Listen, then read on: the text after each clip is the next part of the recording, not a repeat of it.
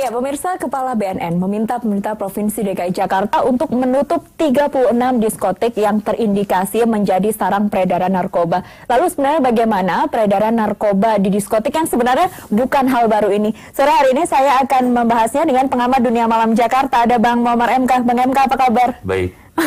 Dan bisa Anda juga bisa berpartisipasi melalui telepon interaktif di 021 5155 111. Saya ke Bang MK dulu. Ini narkoba dan diskotik sebenarnya bukan hal yang baru ya. Tapi apakah ada pergeseran cara untuk mengedarkan atau trennya seperti apa saat ini? Sebenarnya kalau kita mengambil sampel dari yang paling gede lah, stadium misalnya dulu.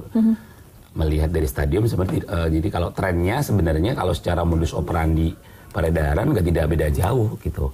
Yang membedakan hanya mungkin varian-varian narkobanya kan gitu. Tapi secara modus operandi yang pertama biasanya ya secara langsung. Secara langsung itu misalnya dalam kasus diskotik MG gitu.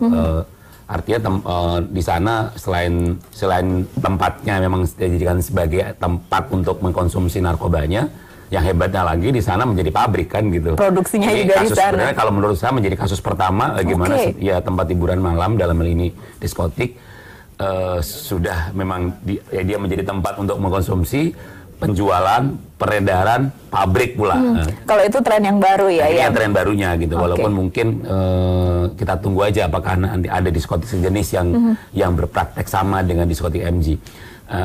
Yang secara yang kedua dalam modus secara tidak langsung ini yang paling banyak dipakai sebenarnya yang memakai peredaran tidak langsung itu kebanyakan pasti para pengedar. Dalam kasus stadium kan dalam hal ini sebenarnya stadiumnya bukan pihak stadiumnya yang mengedarkan narkobanya kan, yang menjual dan mengedarkan, tapi ada oknum tertentu yang bekerja sama dengan pengedar, kemudian terjadilah peredaran dan penjualan narkoba di sana gitu. Sama halnya dengan kasus yang terjadi di diskotik Miles misalnya. Sama hal juga yang terjadi di karaoke Diamond misalnya, kasusnya sama. Itu di modus yang kategorinya tidak langsung.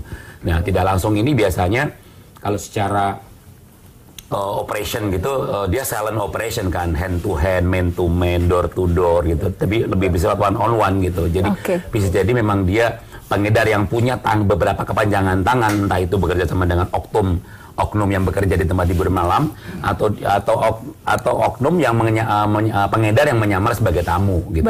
Rata-rata seperti itu biasanya. Menarik nih, ada banyak sekali nama-nama yang tadi sudah disebut. Pemirsa, sekali lagi Anda bisa berpartisipasi melalui telepon interaktif di 02151551111. Dari sekian banyak nama yang tadi sudah disebut dan pemetaan yang cukup banyak diskotik yang ada di Jakarta, sebenarnya yang banyak menjadi sarang peredaran narkoba ada di wilayah mana? Kita bikin pemetaan dulu nih. Jadi kalau saya hobinya kan jalan-jalan nih. Jadi pemetaannya adalah pernah ditawarin juga nggak kalau jalan-jalan? Pasti. Dari Jakarta, dari seluruh Jakarta. Rata-rata satu tempat di Jakarta, satu wilayah itu ada sekitar minimal 200 sampai 300 tempat hiburan malam. Ada satu wilayah. Walaupun timur menjadi paling sedikit dibanding wilayah yang lain. Tapi utara, barat, selatan, pusat itu rata-rata udah nyampe 300 lebih. Itu yang berizin. Artinya kalau secara total dalam hitungan acak yang saya lakukan itu ada sekitar 1.300 tempat hiburan malam. Di Jakarta. Nah, tempat hiburan malam itu harus pahamin nggak melulu diskotik ya. Artinya bisa juga dia kafe, dia bar, dia ada resto, dia juga ada pub, dia ada apa lagi ya? Biliar gitu-gitu. Jadi berbagai jenis, tidak hanya diskotik. Malam. Nah, kalau mengacunya pada diskotik, berarti kan dia mengacu pada satu tempat hiburan yang memang dia ada musik hidupnya. Terus secara tempat dia juga luas, karena bisa menampung sekian ratus tamu kan gitu. Ya, seperti halnya misalnya ke stadium, Miles, diskotik MG itu rata-rata kan tamunya bisa sampai 300-500 lebih gitu kan gitu.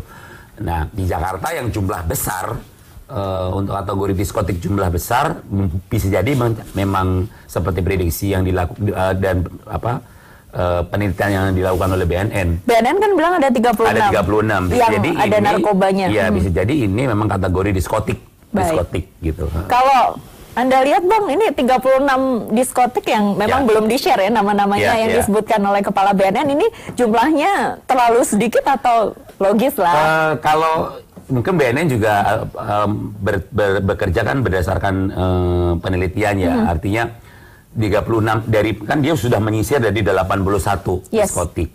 Yang kemudian berani dibuktikan adalah 36. Yang dia sudah undercover buy kan. Menurut Pak Buas undercover buy. Jadi ada anggotanya yang kemudian mencoba melakukan transaksi di sana gitu. Dan ternyata ketemulah 36 diskon bukti. Yang bisa jadi memang menurut analisa saya jumlah 36 mungkin sedikit. Oke, sedikit. Kita tahan dulu ya jumlah yang sedikit ini. Pemirsa, sudah ada telepon. Halo, selamat sore. Selamat sore. Iya, dengan siapa di mana? Saya Pak Aksara Singaraja Bali. Pak Sarul, silakan dari Bali. Iya. Apa kabar, Bli? Silahkan. Iya. Saya salut dengan komentarnya Pak Baswedan yang baru saya dengar tadi itu. Untuk menutup diskotik yang sudah kelihatan seperti itu. Jadi mudah-mudahan dalam hal ini bisa menjadi tajam untuk bisa dirasakan oleh masyarakat. Katanya Bapak Gubernur tidak mengurangi pendapatan, katanya itu memang betul seperti itu. Mudah-mudahan di Jakarta ini semakin lama semakin tidak ada peredaran narkoba yang secara internasional. Saya khawatir sekali melihat ibu kota saya sendiri itu sudah memprihatinkan sekali, tonan itu ada yang namanya sabu, ganja itu sampai tonan masuk di situ ya. Ya saya sangat salut dengan komentar yang baru disampaikan di Jak TV itu. Baik. Selamat sore Bapak dan Ibu di studio. Selamat Ya, sore. terima kasih. Selamat sore. Ini dukungan dia nanti Ya. kita bahas selesai jeda. Pemirsa, tetaplah bersama kami di Ada Berita Petang, kembali saat lagi. Ya, kembali di Ada Berita Petang, pemirsa. Bang MK, tadi sebelum kita jeda ada penelpon dari Bali yang menyampaikan dukungannya kepada pemerintah Provinsi DKI Jakarta. Ini kalau seumpama ada 36 diskotik ditutup, akankah berdampak luar biasa terhadap PAD menurut Anda? Berdampak pasti, tapi luar biasa apa enggak yang lebih tahu hitungannya kan sana. Oke. Tapi kalau hitungan misalnya dari kemarin dari pariwisata di Jakarta itu kan setahun itu menyumbang setahun berapa itu ya? Ada hitungan sekitar 600 miliar ya gitu ya. 600-an miliar. Jadi 300 dari 600 itu secara beberapa gitu. Tapi kalau dihitung per tahunnya itu dari sektor pariwisata berapa gitu saya lupa. Tapi intinya pasti ada efek pengaruhnya kalau kemudian, karena kan kalau misalnya 36 ini terbukti dan memang Pemprov berani gitu. Berani nutup ya? Berani nutup karena buktinya kan BPN sudah jelas bilang bahwa kalau ada komitmen dari Pemprov namanya akan dibuka. Pak Buas kan bilang gitu. Artinya BPN sudah mengetahui bukti kan. Kalau memang kejadian 36 ditutup, ya berarti akan ada lumayan efeknya gitu. Baik. Karena efeknya akan berantai kan, kalau tidak melulu kemudian hanya berhenti pada diskotik ditutup loh gitu misalnya gitu. Tapi ada misalnya hiburan malam yang kemudian paling tidak akan mengalami beberapa penurunan kan.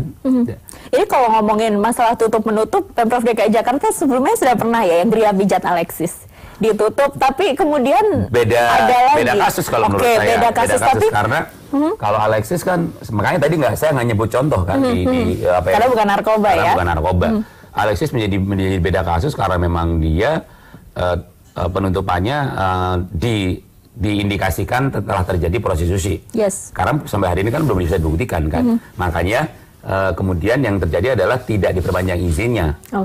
Berarti kalau izinnya bulan tahun ini diperpanjang, ya berarti bukan lagi. Bahwa nanti dia izin operasinya apakah berubah menjadi apa, saya nggak tahu. Tapi intinya dia menjadi kasus yang berbeda gitu. Ini kalau ada 36 diskotik yang nantinya betul berani ditutup, selain pendapatan asli daerah di sektor pariwisata yang berkurang, tentu saja ada masalah-masalah baru seperti pengangguran tenaga yang kerja, banyak. Ini apakah pemerintah kita sebenarnya, Pemprov DKI khususnya, sudah siap untuk mengantisipasi ini semua? 36 diskotik ini bukan jumlah yang sedikit. Ya dulu kan waktu Alexis ribut-ribut soal tenaga kerjanya aja kan, belum ada solusi yang pasti mau diapain tenaga misalnya alumnus lah apa istilahnya, ex pekerja gitu kan. Nah kalau memang ini kemudian kita berandai-andai sih ya, walaupun mungkin saya pesimis. Kenapa pesimis? Ya kalau sekarang ini nutup satu tempat aja lama gitu. Betul, maksudnya, apalagi ada 36 apalagi ada 36 gitu. Tapi harusnya kalau narkoba menurut saya gitu harusnya lebih gampang gitu. Karena narkoba beda sama pembuktiannya lebih jelas gitu. Kalau ada OTT, operasi tangkap tangan di sana, ada razia, kan jelas gitu. Barang buktinya ada, apanya ada, kan jelas. Dalam hal ini kan bisa sangat bahkan kerjasama toh BNN juga sudah buka pintu lebar-lebar kan gitu. Artinya pasti ada kerjasama dengan pihak polisi dan seterusnya kan. Nah kalau prostitusi mungkin menjadi agak ribet karena kalau mau dibuktikan buktinya apa gitu loh, itu yang beda. Kalau dalam kasus narkoba harusnya lebih gampang. Oke, harusnya lebih gampang. Ini pemerintah sedang gencar sekali memerangi narkoba. Indonesia darurat narkoba, kita ketahui kalau bersama. Saya bilang bencana narkoba. Bencana narkoba, ya, karena lebih kalau dari mengerikan lagi ya. Adalah dari yang ketangkep itu 10%. Dari barang-barang yang masuk ke Indonesia itu yang ketangkap itu yang ketangkap sebenarnya 10-20% saja. Masih ada jumlah yang luar biasa ada banyak. Sekitar 80% yang memang itu lolos gitu. Oke, kenapa bisa lolos? Waduh, itu bukan urusan saya, tapi kita negara kepulauan yang pintu masuk jalur tikus lautnya banyak banget. Dan pasti itu untuk menangkap misalnya kemarin 1,6 ton sabu di perairan Kepri itu di Kepulauan Riau itu aja kan butuh sekitar 3 bulan untuk pengintaian kan. Untuk satu kapal. Oke. Kalau ini udah jaringan internasional kan berarti berapa banyak pintu-pintu tikus yang di perairan karena kita negara kepulauan yang dimanfaatkan oleh para jaringan narkoba internasional gitu. Artinya sekali lagi dulu walaupun kita menjadi negara transit kan, negara transit. Sekarang kita menjadi negara sasaran peredaran tujuannya narkoba. malah di sini ya. Tadi dikatakan bahwa hasil tangkapannya yang sebenarnya kalau orang awam melihatnya ini luar biasa banyak ya. Tapi bukan angka yang imbang dibanding jumlah yang sudah beredar di Indonesia. Sama halnya artinya penangkapan sama jumlah yang beredar tidak berimbang. Seperti halnya juga jumlah pemakai sama jumlah tempat rehabilitasi juga nggak imbang. Oke. Artinya kalau kita ada sekitar 5 juta pengguna narkoba, pusat rehabilitasinya itu paling muat 50-100 ribu orang paling banyak. Baik, Bang MK, singkat saja terakhir ini sebenarnya tempat seperti apa yang menjadi sasaran peredaran narkoba? Nomor 1 tempat hiburan malam. Oke, tetap ya. Ya, tempat hiburan malam menjadi sasaran empuk, sarang empuk karena emang di sana ruang publik yang tempat berkumpul massa dan fasilitasnya ada semua. Narkoba yang bersifat stimulan itu kan ya kayak ekstasi dan sebagainya itu kan dia butuh stimulan, dia butuh musik, butuh sesuatu yang hiruk pikuk gitu. Makanya tempat hiburan dia menjadi peredaran nomor 1. Tapi nomor 2 adalah masyarakat umum, dalam hal ini pedesaan. Karena berdasarkan survei di pedesaan itu peredaran narkoba kencang sekali. Oke. Karena kan pedesaan paling dekat dengan masuknya narkoba yang dari pintu-pintu tikus itu gitu. Makanya masyarakat umumnya kebagi. Yang paling mengkhawatirkan buat saya adalah masyarakat yang kebanyakan ini sasarannya kan kebagi per umur kan gitu. Sampai sekarang misalnya target anak-anak menjadi sangat serius untuk warningnya bahaya banget karena dia udah masuk ke wilayah anak-anak gitu. Terima kasih Bang MK. Bukan hanya tugas pemerintah saja dan aparat kepolisian tapi juga tugas kita bersama. Terima kasih, selamat sore.